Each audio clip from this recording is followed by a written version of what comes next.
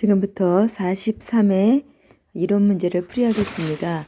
이번 과제는 이론 문제에서 여러분들이 뭐 한 개 정도 이렇게 과제를 해서 내는데 선생님이 번호를 정해 주겠어요.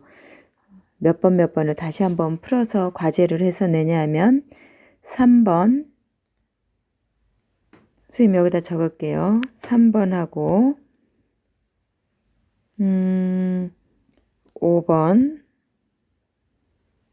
8번,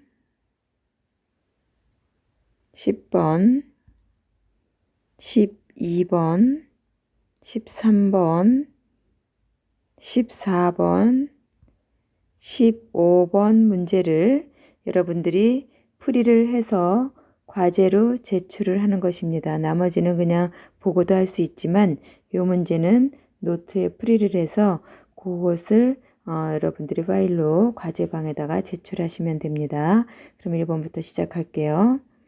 1번, 다음 중 회계상 거래가 아닌 것. 이건 너무 많이 했던 거죠. 상품 매입하기로 계약금을 지급하였다 그랬습니다. 계약금을 지급하였으니까 어떻게 되는 거죠? 우리가 분개를 한번 해볼까요? 분개 안 해도 쉽게 할 수 있으니까 그냥 넘어가 볼까요? 계약금이란 돈이 나갔으니까 거래가 이루어진 거죠. 그 다음에 하반기에 신입사원 10명을 채용하기로 하였다. 채용했습니까? 돈 줬습니까? 아무것도 아니에요. 이거는 거래가 성립이 안 됩니다. 세 번째, 태풍으로 인해서 창고에 보관 중인 10만 원의 상품이 소실되었다. 상품이 없어졌습니다. 이거는 거래가 되겠죠. 상품이 없어졌으니까. 네 번째, 사장이 회사에 1억 원의 토지를 무상으로 기증하였다. 우리 이런 거 많이 했었죠. 자산 수증 이익이라는 거 몇 번 풀었는데 생각날지 모르겠어요. 자산 수증 이익이 발생한 거기 때문에 이것도 회계상의 거래가 됩니다. 답은 몇 번입니까? 2번이 되겠습니다.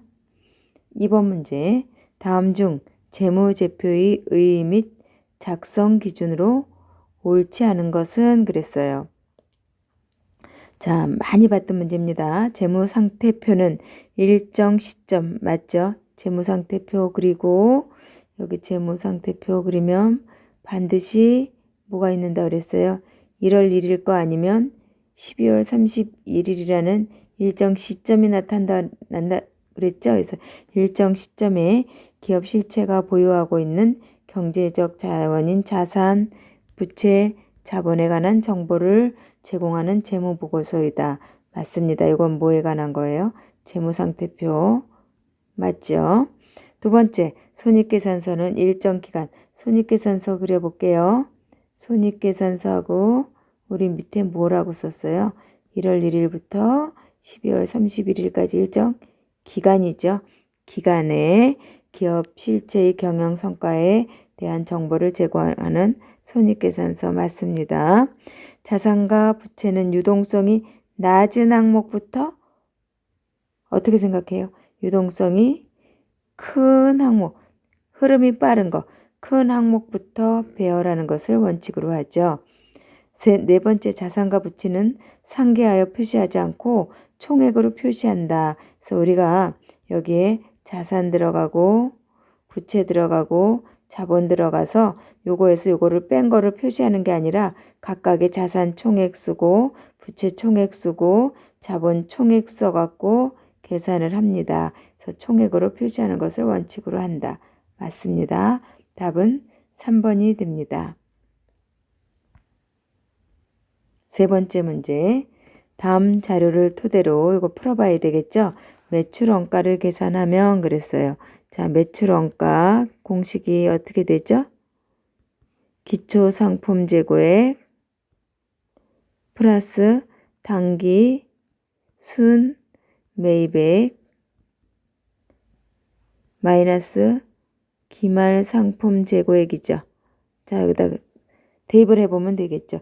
기초 상품 재고액 10만 원 플러스 단기 순매입액은 매입에 관한 거 전부 다 찾아볼까요? 요거 상품 매입 시 운반비, 매입 환출, 매입 할인. 자, 이렇게 해서 자, 총 매입액에다가 운반비는 어떻게 됐죠? 매입 시 재비용은 원가에 포함한다. 그래서 요거는 더하기 해줘야 되겠죠. 총 매입액에서 운반비, 총 매입액에서 일단 운반비는 더하기 해줘야 되고요. 55만 원이 되겠죠. 매입 환출은 어떻게 해줘야 되겠죠? 순매입을 고르려면 얘 빼줘야 되고, 그 다음에 매입 할인 2만 원 얘도 빼줘야 되겠죠. 그럼 얼마가 될까요? 55만 원에서 3만 원 빼주면은 52만 원 되겠죠, 여기가. 여기가 52만 원이 됩니다. 요게 마이너스 기말 20만 원. 자, 여러분들이 계산해 보면 얼마가 나옵니까?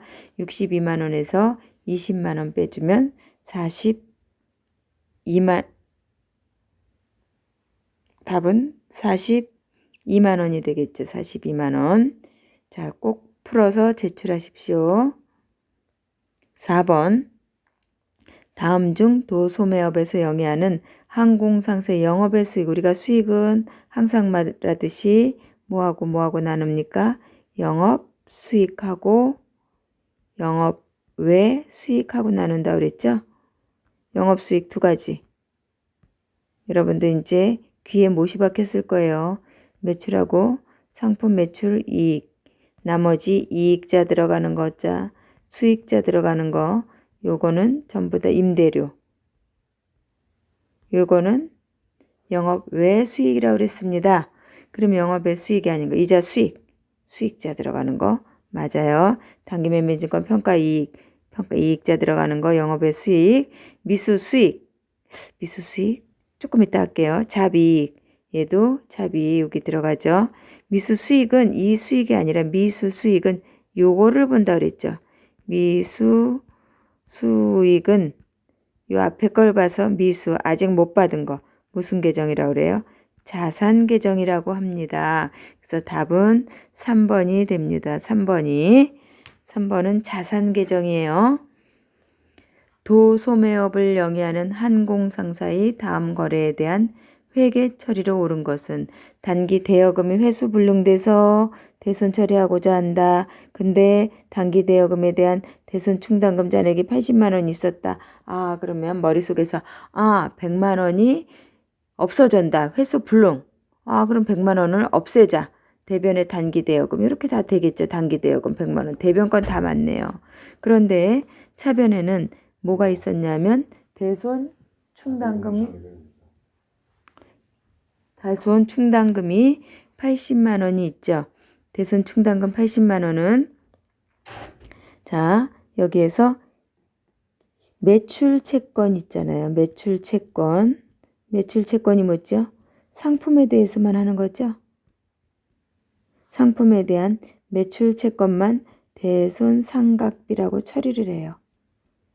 그런데 지금 얘도 채권은 채권이죠. 단기 대여금도 채권은 채권이에요. 그런데 매출 채권이 아니라 기타 채권이에요. 그래서 얘는 기타의 대손 상각비라고 씁니다. 그래서 대손 충당금 80만 원은 없어졌고요.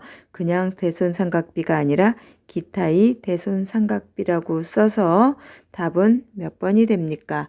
4번이 됩니다. 여러분들 이것도 꼭 해서 한번 풀어보시기 바랍니다. 6번.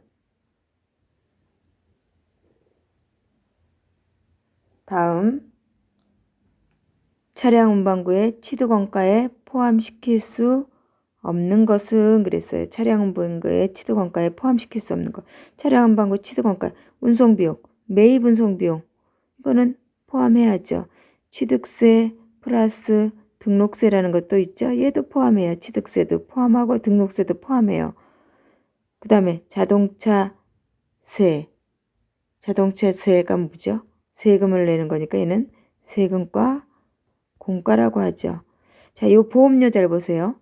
자동차를 취득 관련 보험료가 있고요.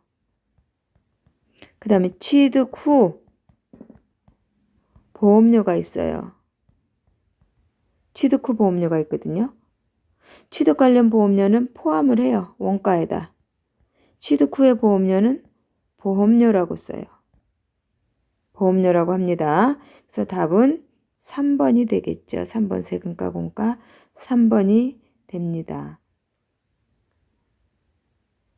7번 다음 거래에 관한 회계 처리로 옳은 것은 항공상사가 본사 건물 취득원가 5천만 원이에요. 감가 누계액이 있습니다. 얼마에 팔았어요? 4,500원. 그러면 얘하고 같이 계산해 줘야 되겠죠? 자, 취득원가로 팔아요. 일단은 이 금액으로 파는 것이 아니라 취득원가 금액 5천만 원으로 팝니다. 건물 5천만 원. 자, 이건 대변에 일단 5천만 원은 됐어요. 그리고 감누가 없어져야 되겠죠? 파니까 차변에 감누가 옵니다. 감가상각 누계액이 차변에 1,000만 원이 왔어요. 차변에. 그리고 돈은 얼마 받기로 하였죠? 어음으로 수령하였다 그랬죠.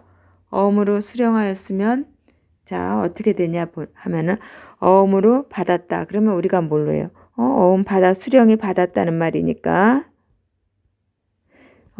받았으니까 받으러옴인가?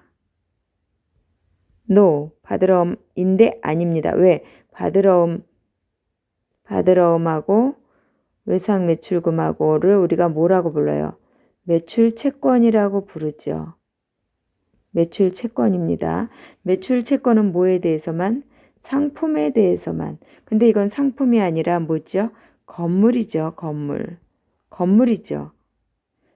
그러니까 건물은 받으러옴이라고 쓸 수가 있어요? 없어요? 받으러옴이라고 쓸 수가 없습니다. 받으러옴도 돈을 안 받은 거기 때문에 아직까지 날짜가 돼야 받는 거기 때문에 아직까지는 안 받은 상태예요. 그래서 뭐라고 처리합니까? 미수금 처리해서 답은 4번이 되는 것입니다.